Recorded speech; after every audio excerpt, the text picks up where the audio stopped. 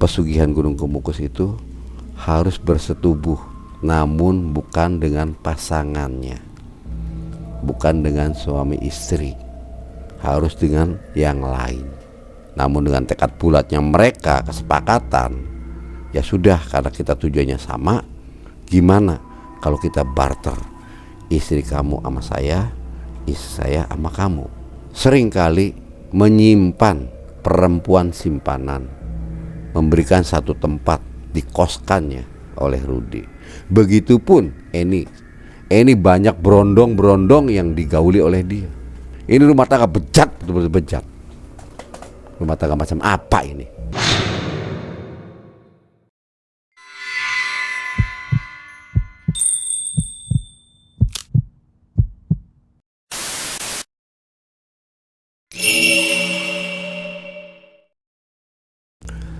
Assalamualaikum warahmatullahi wabarakatuh. Salam jumpa kembali bersama saya Jampang untuk sobat mengulas malam dimanapun Anda berada. Saya doakan kalian diberi rezeki yang berlimpah ruah, diberi kesehatan yang prima, dan dipermudah segala seluruh urusan-urusan yang kalian hadapi. Pada video kali ini saya akan menceritakan seperti biasanya kiriman dari subscriber, sebuah cerita pesugihan Gunung Kemukus.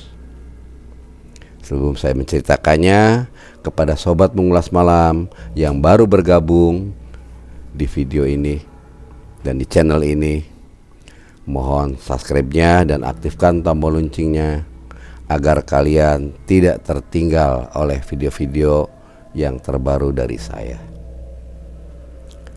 Baiklah, saya akan menceritakan pesugihan Gunung Kemukus.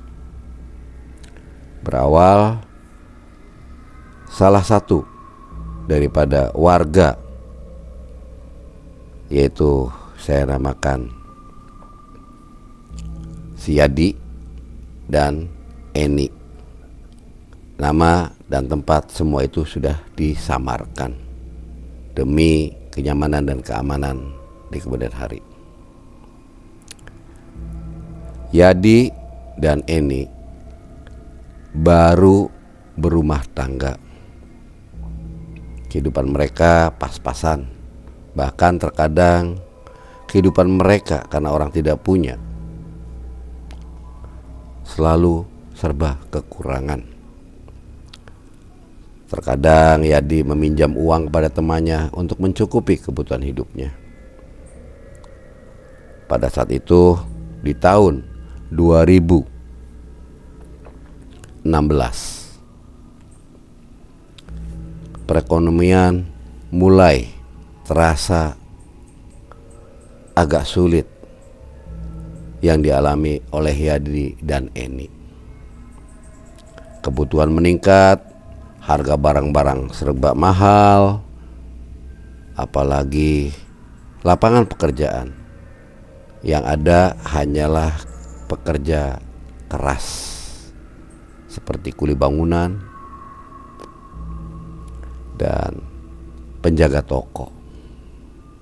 Itu pun kalau mereka membutuhkan. Namun serba susah yang dialami oleh Yadi dan Eni. Hari demi hari mendatangi teman-temannya untuk meminta bantuan untuk dicarikan sebuah pekerjaan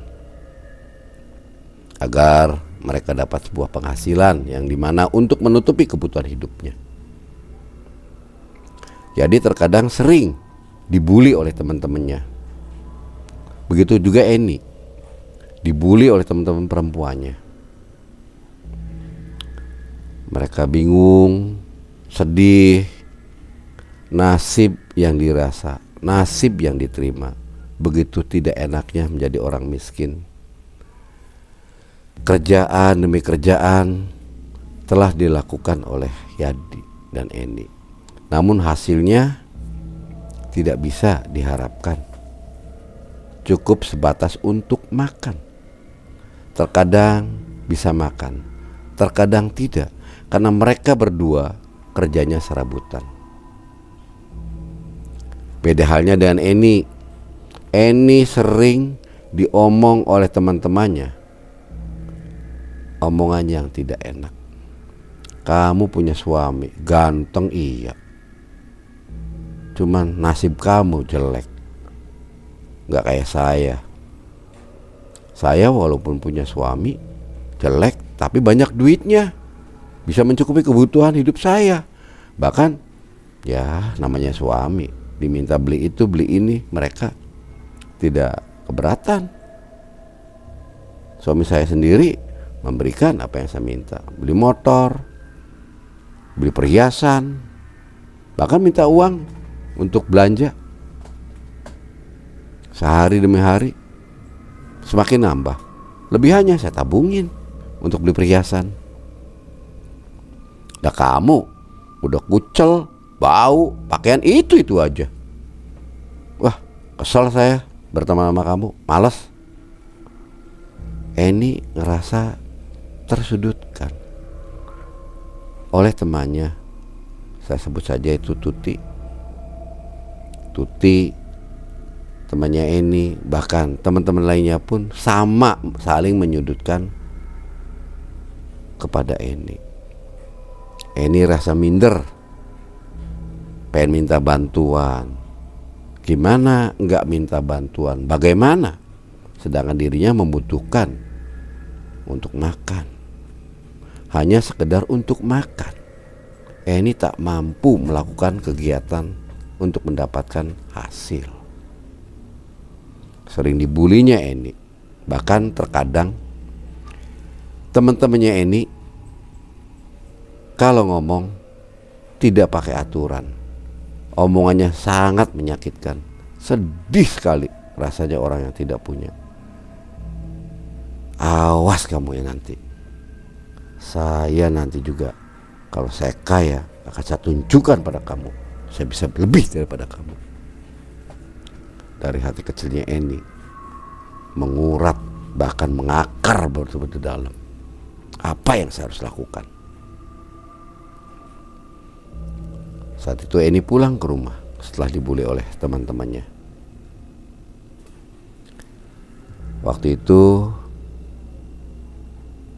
Rudi ada di rumah.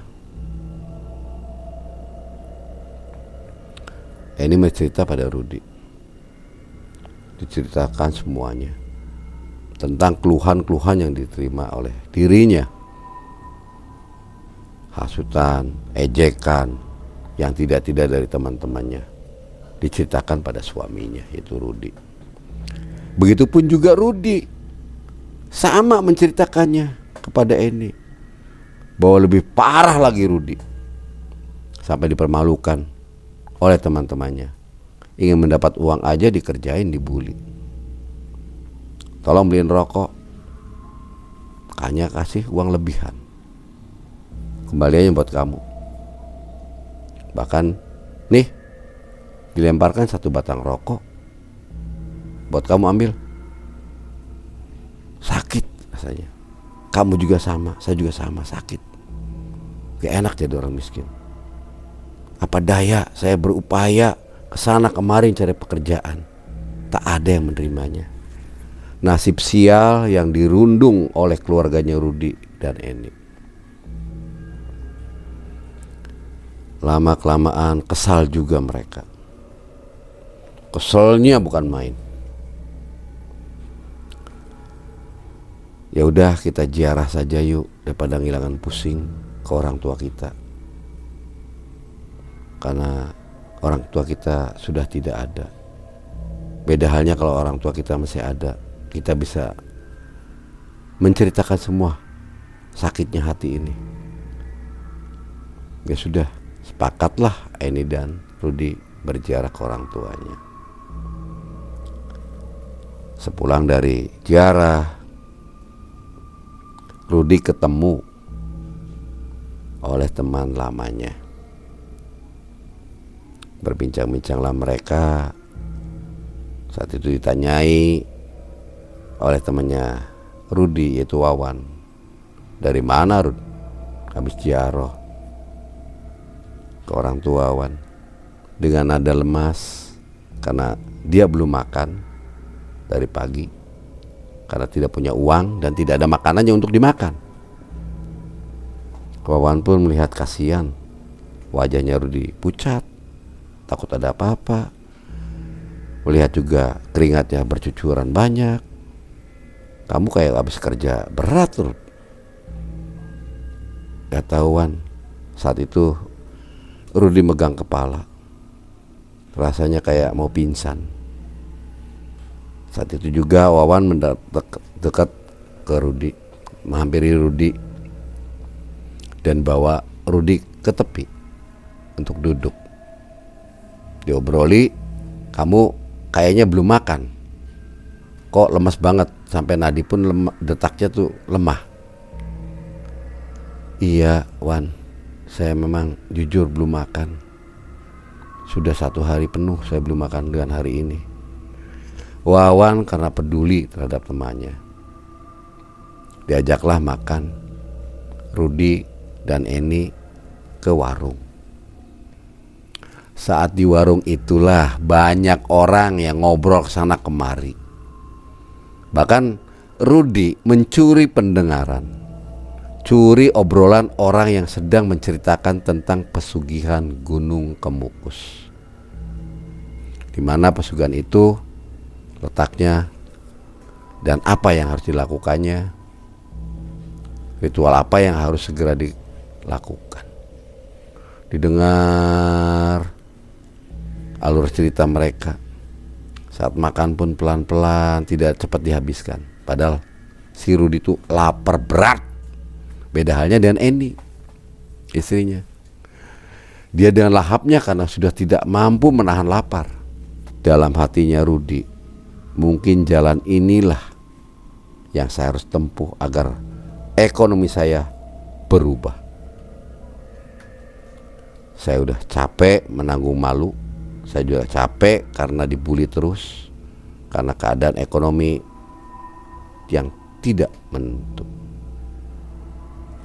Usai sudah makan semuanya, setibanya di rumah, Rudi dan Eni menceritakan apa yang didengar oleh si Rudi pada saat di warung, obrolan dari pengunjung warung tentang pesugihan Gunung Kemukus. Saat itu juga Eni ngerasa ingin cepat kaya, terdorong suatu keinginan yang menggebu-gebu agar ekonominya lebih membaik. Saat itu pun Eni berpikir bagaimana caranya untuk datang ke lokasi yang diceritakan oleh Rudi. Eni berupaya untuk mencari pinjaman uang ke teman-temannya. Ada salah satu ibu-ibu yang merasa kasihan sekali sama Eni. Eni waktu itu datang ke salah satu warga yang terkenal dermawannya, yaitu Ibu Siti. Saat itu Eni diberi uang oleh Ibu Siti karena Eni ingin meminta ke Ibu Siti pinjaman uang agar Ibu Siti mau meminjamkan, namun berbeda dengan Ibu Siti karena Ibu Siti terkenal baiknya. Gak usah kamu pinjam uang En, kalau memang kamu ada keperluan, ya sejumlah itu saya ada. Diberilah uang oleh Ibu Siti untuk Eni sejumlah apa yang Eni minta. Diberikannya dan Eni pun pamitan, Bu, terima kasih sekali pertolongan Ibu, bukan mengurangi hormat dan sono, karena ini waktunya buru-buru dan waktunya juga singkat, sehingga saya harus segera pamitan untuk menemui suami saya. Ya udah, silakan kamu barangkali ada pekerjaan lain ataupun kegiatan lain, silakan. Saat itu Eni pun pulang ke rumahnya dan menemui suaminya. Saat itu juga Eni menuturkan bahwa sudah dapat uang untuk transport pulang pergi dan ada lebihan untuk beli hal-hal yang dibutuhkan di sana. Disepakatilah saat itu juga Rudi dan Eni berangkat ke Gunung Kemukus, tepatnya di Jawa Tengah di Sragen. Saat datang ke sana, Rudi menanyakan kepada juru kunci salah satu warung itu. Ditanyai oleh Rudi tempatnya di mana juru kunci berada. Ditunjukkanlah oleh salah satu pedagang warung itu, ada di sana di dekat makam Pangeran Samudro. Dia tugas di sana. Saat itu pun ada salah satu peziarah yang hadir di situ dengan istrinya. Saya sebut saja Hadi namanya. Hadi bersama istrinya Leli. Sama maksud dan tujuannya mereka berdua itu sama. Ingin melakukan sebuah pesugihan Gunung Kemukus. Hadi membuka pembicaraan kepada Rudi. Ngobrol, saling mengenalkan diri. Begitu juga si Leli kepada Eni. Mereka berjabat tangan apa segala macam. Karena tujuannya sama, sehingga mereka bareng-bareng datang ke juru kunci. Mereka mendatangi juru kunci dan menceritakan semua keinginan mereka. Maksud kehadiran mereka di sana bukan sekedar untuk ziarah saja, namun maksud tujuannya ingin melakukan pesugihan. Karena mereka sama-sama sudah bosan hidup miskin. Eni saat itu juga saat di warung melihat kehadiran Hadi, rasa ada di hati ingin suka terhadap Hadi. Begitu sebaliknya Leli juga melihat kehadiran Rudi dan ngobrol sama Rudi, ada satu juga. Saat mereka diceritakan oleh juru kunci harus melakukan ritual pesugihan Gunung Kemukus itu, harus bersetubuh, namun bukan dengan pasangannya, bukan dengan suami istri, harus dengan yang lain. Terperanjatlah Rudi dan Hadi.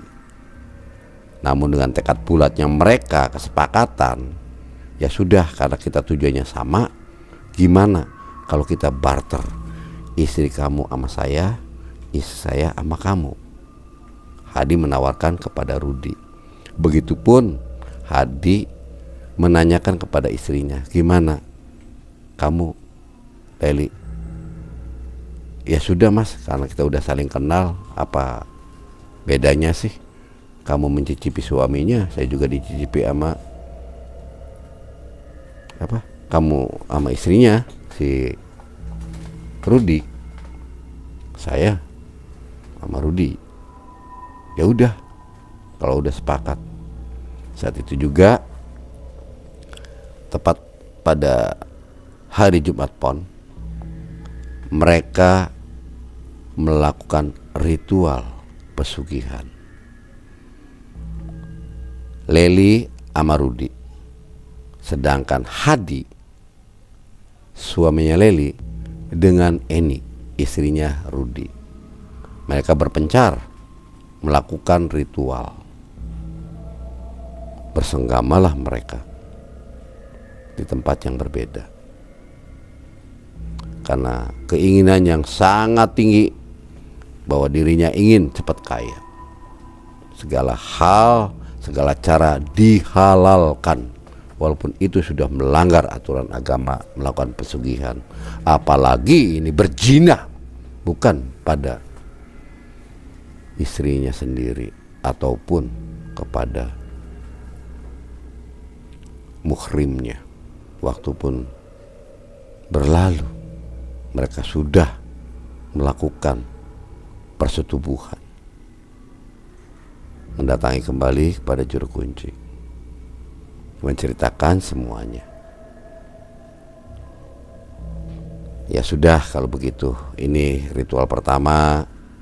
Bahkan ada persyaratan-persyaratan, kamu harus melakukan setiap 1 bulan sekali, pas pada bulan purnama datang kemari, ritual kembali. Tepatnya kamu harus seperti yang kamu lakukan. Rudi dan Hadi sepakat. Begitu juga Eni, istrinya Rudi, dan Leli. Karena sama-sama ini anehnya, kedua pasang ini seakan-akan sudah menyimpan hasrat. Namun berbeda, ini bukan pada istrinya, kepada orang lain, istri orang lain yang baru dikenalnya. Dengan alasan itulah mereka mau melakukannya, karena kebutuhan ekonomi. Usai sudah semuanya, apa yang dituturkan oleh juru kunci, Hadi, Leli, Rudi, dan Eni meninggalkan lokasi itu, pulang ke rumah masing-masing. Saat itu juga, kurang lebihnya sudah 3 hari, Rudi mendapatkan sebuah pekerjaan. Begitu juga Eni mendapatkan sebuah pekerjaan. Mereka berjalan melakukan kegiatan yang telah ditugaskan oleh pimpinannya atau majikannya. Eni semakin senang karena dagangan yang dibawa oleh dia itu laris manis terjual. Begitu juga Rudi banyak sekali mendapatkan sebuah keuntungan dan bonus-bonus. Hari ke hari, minggu berminggu. Tepat pada saat apa yang telah dijanjikan, mereka berdua datang kembali ke sana untuk melakukan kembali ritual pesugihan. Saat itu jumpa kembali 2 pasang pelaku pesugihan, yaitu Hadi dan Leli, Rudi dan Eni. Mereka menghadap kembali juru kunci dan mereka melakukan kembali ritual itu. Setiap apa yang telah dilakukan mereka, apa yang dalam perjanjian itu harus dilakukan, mereka selalu lakukan. Namun lama-kelamaan rasa cemburu dan rasa kesal juga ada. Semakin serakahnya mereka. Rudi memiliki usaha yang dia lakukan sendiri, tidak kerja lagi. Begitu juga Eni. Eni berwira swasta sendiri karena udah punya modal banyak. Begitu juga Rudi. Dalam kurun waktu 3 bulan, mereka sudah memboyong keuntungan banyak. Karena tiap bulannya mereka selalu melakukan persetubuhan dengan yang bukan suaminya. Saat itu Eni tergoda dengan laki-laki lain yang masih berondong. Begitu juga Rudi. Rudi tergoda oleh perempuan lain. Keharmonisan rumah tangga mereka tidak ada sama sekali. Yang ada hanyalah uang dan uang dan uang. Yang dibicarakan hanya uang. Rudi, Eni sama-sama tidak pernah melakukan persetubuhan layaknya suami istri, karena mereka sudah biasa menerima atau melakukan kegiatan persetubuhannya dengan yang bukan pasangannya. Bulan berbulan, tahun ke tahun, sampai-sampai yang namanya persetubuhan mereka lakukan dengan pasangan baru mereka datang ke sana membawanya. Eni melakukan pesugihan sendiri, Rudi melakukan sendiri dengan pasangan masing-masing yang selalu bergantian. Tak bosan-bosannya juru kunci, kehadiran mereka geleng-geleng saja. Namun apa hendak dikata, itulah perjanjian yang ada. Semakin kaya, semakin hebat. Bahkan Rudi sendiri seringkali menyimpan perempuan simpanan, memberikan satu tempat dikoskannya oleh Rudi. Begitupun Eni banyak berondong-berondong yang digauli oleh dia, menjamin para berondong demi kepuasan hati mereka. Bahkan mempertontonkan kepada ibu-ibu yang dulu menghina Eni, suami kamu jelek, kepada Tuti waktu itu. Kaya banyak duit. Sekarang saya tidak perlu minta duit lagi sama suami saya. Saya bisa kerja sendiri. Saya punya usaha sendiri.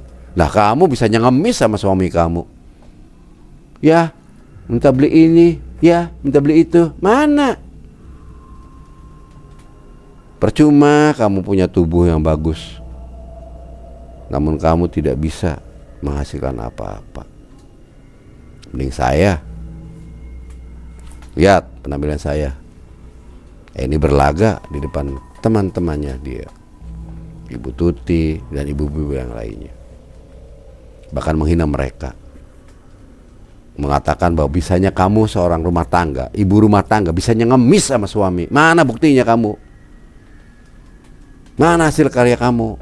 Usah sendiri dong, jangan bisanya ngemis. Maaf ya, bukan level saya. Cuy. Eni membuang ludah.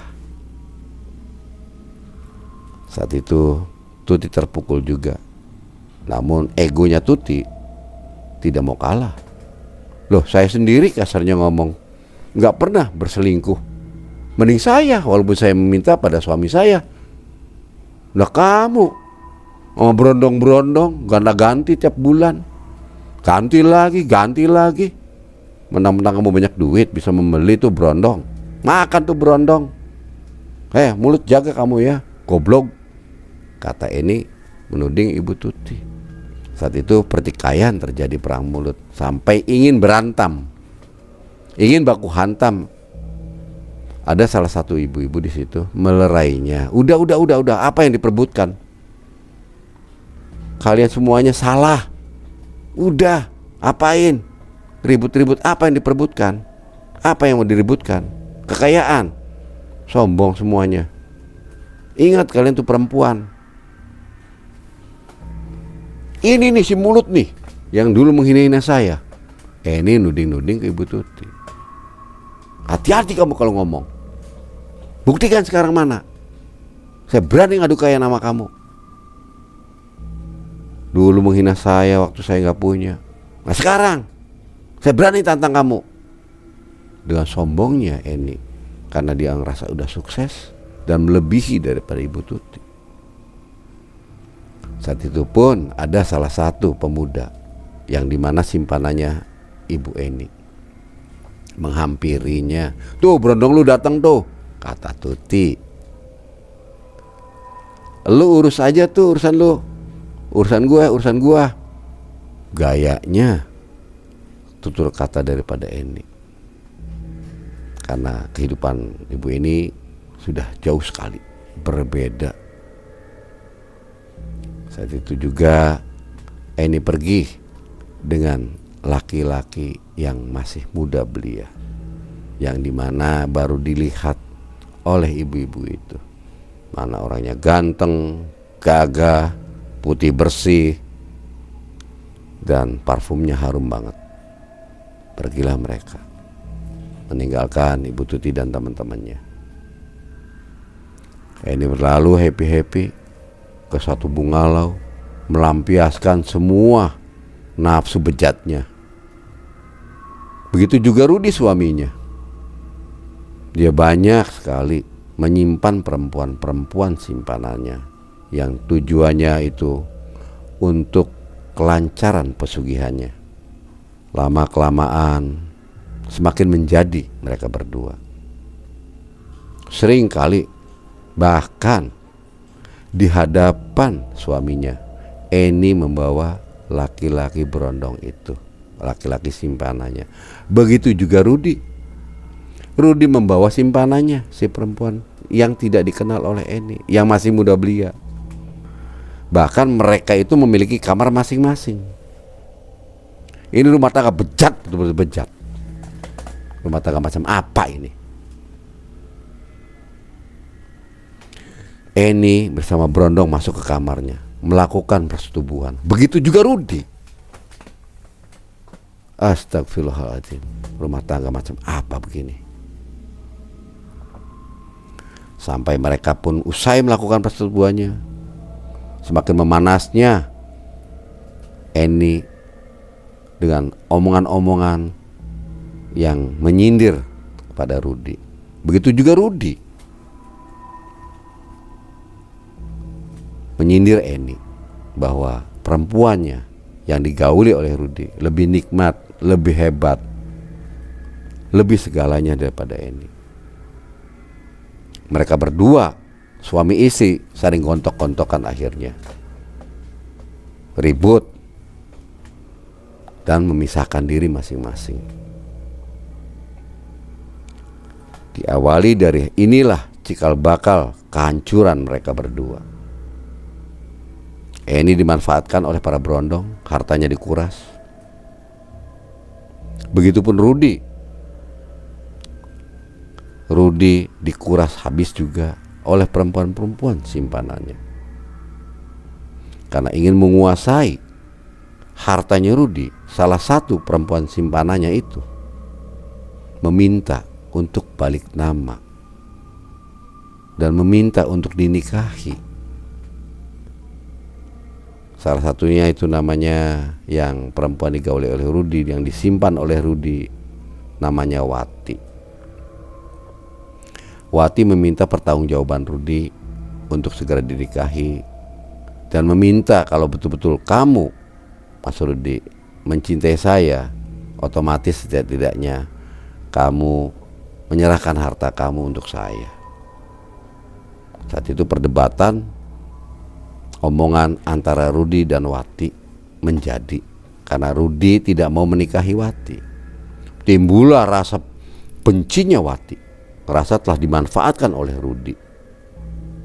Karena seringkali disetubuhi sampai ke Gunung Kemukus pun mereka ritual di sana. Demi kelancarannya Rudi, Wati ikhlas melakukannya. Mana semak-semak gatal itu tidak difikirkan oleh Wati. Saat diminta bagiannya Wati, Rudi tidak mau memberikannya. Saat itu juga Wati memiliki niat jahat kepada Rudi, ingin menguasai hartanya sepenuhnya. Entah bagaimana caranya difikirkannya. Saat itu Wati mengajak minuman keras kepada Rudi. Rudi pun mau melakukannya. Sampai larut malam mereka masuk salah satu diskotik. Saat itu Wati terkapar, tidak kuat apa-apa. Begitu juga Rudi, mabuknya minta ampun, sudah kurang kontrolnya.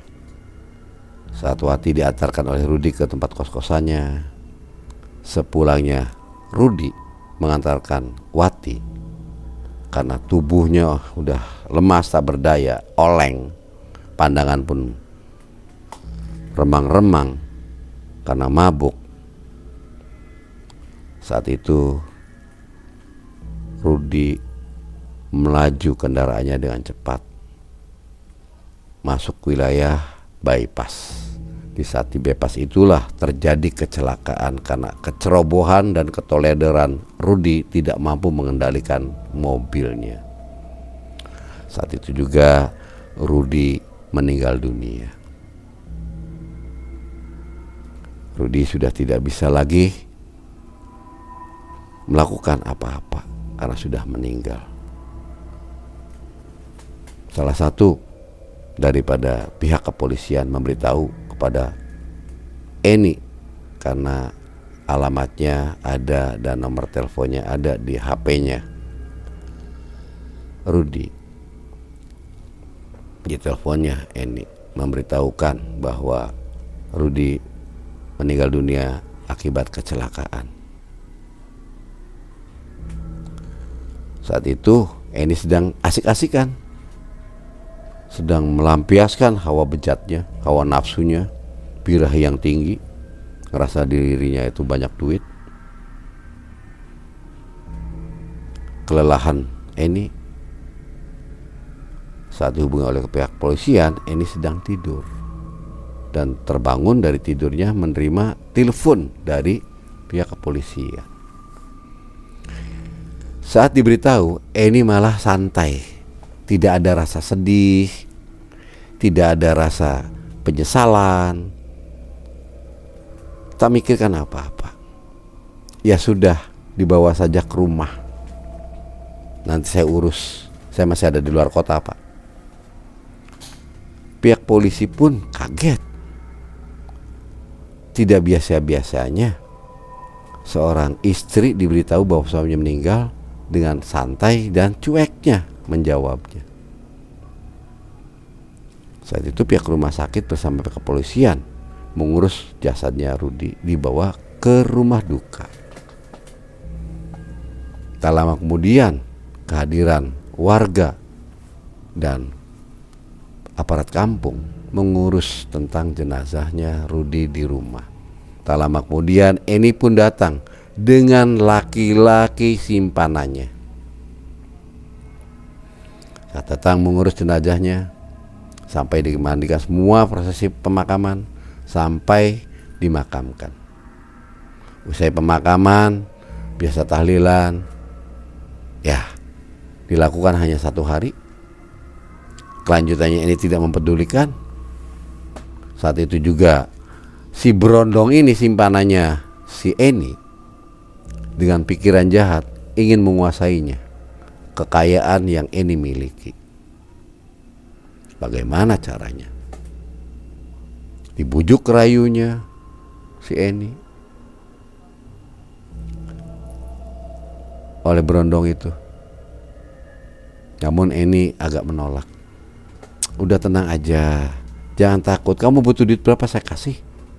Kok kamu ingin minta lebih? Ya kita begini terus, kalau tidak berumah tangga untuk apa? Sekarang kamu udah janda, udah single parent, udah bebas, saya bisa menikahi kamu. Alah, pernikahan apa sih artinya? Yang penting happy, yang penting banyak duit. Saat itu berondong rasanya dilecehkan oleh Eni. Seakan-akan dirinya itu adalah gigolo, si pemuas nafsu bejat si perempuan ini, yaitu Eni. Kesal juga di hati, ini gimana caranya anjing satu ini nih, monyet perempuan ini, saya kuasai hartanya. Namun ini hinaan betul-betul bagi saya. Saya dimanfaatkan untuk kepuasan nafsu dia. Namun saya ngajak benar untuk nikah, dia gak mau. Ya sudah sajalah, tapi kuasain aja dah hartanya kalau gitu. Dengan upaya dilancarkannya keseluruhan untuk menjerat kekayaannya ini. Saat itu juga Eni diajak minum seperti biasanya. Saat Eni mabok di rumah, suruh menandatangani sebuah surat yang isinya bahwa melimpahkan semua harta kekayaan yang Eni miliki kepada berondong ini. Saya katakan namanya Dodi. Saat itu karena mabuknya Eni menandatanganin arat-oret di satu surat itu, tanpa disadari saat itu juga oleh Eni, minuman yang diminumnya mengandung racun.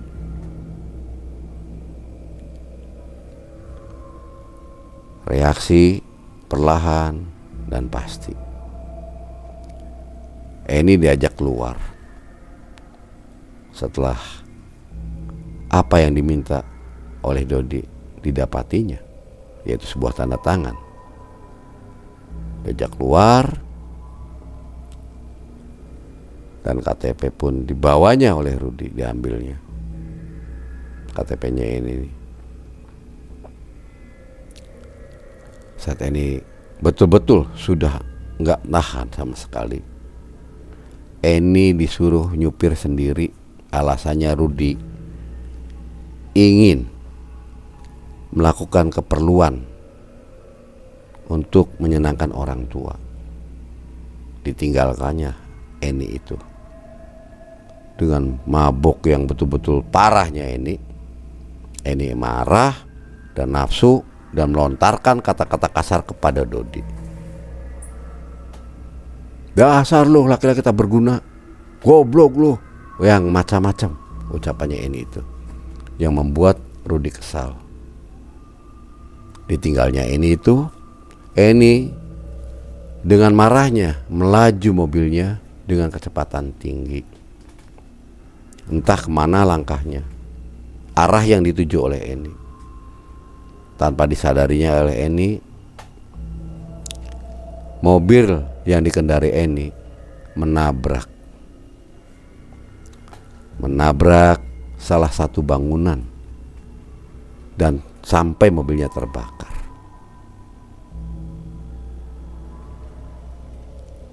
Saat itu juga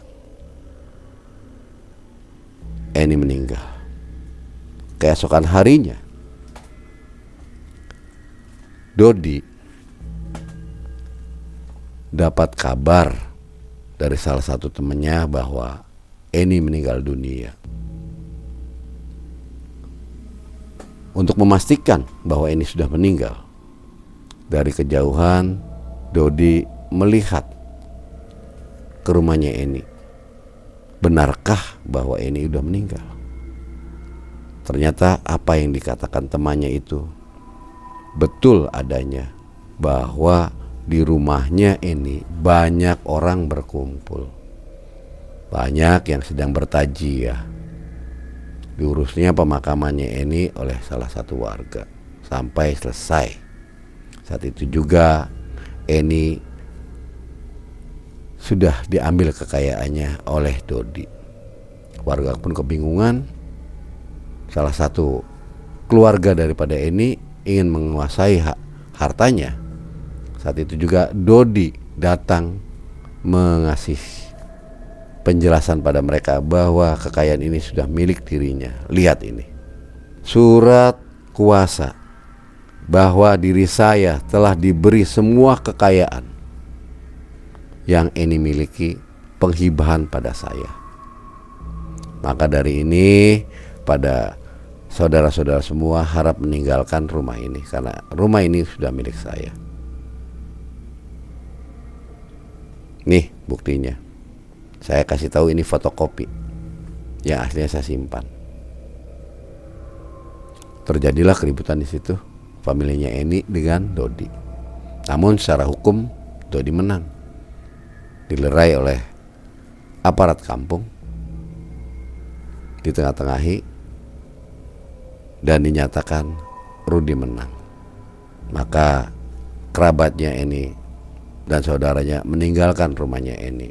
Rumah tersebut dikuasai oleh Dodi.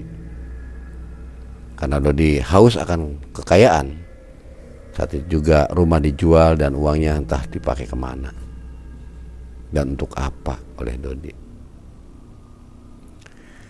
Itulah sobat mengulas malam dimanapun Anda berada, pesugihan yang tragis yang dimana memakan korban dirinya sendiri, sehingga itulah nasib mereka.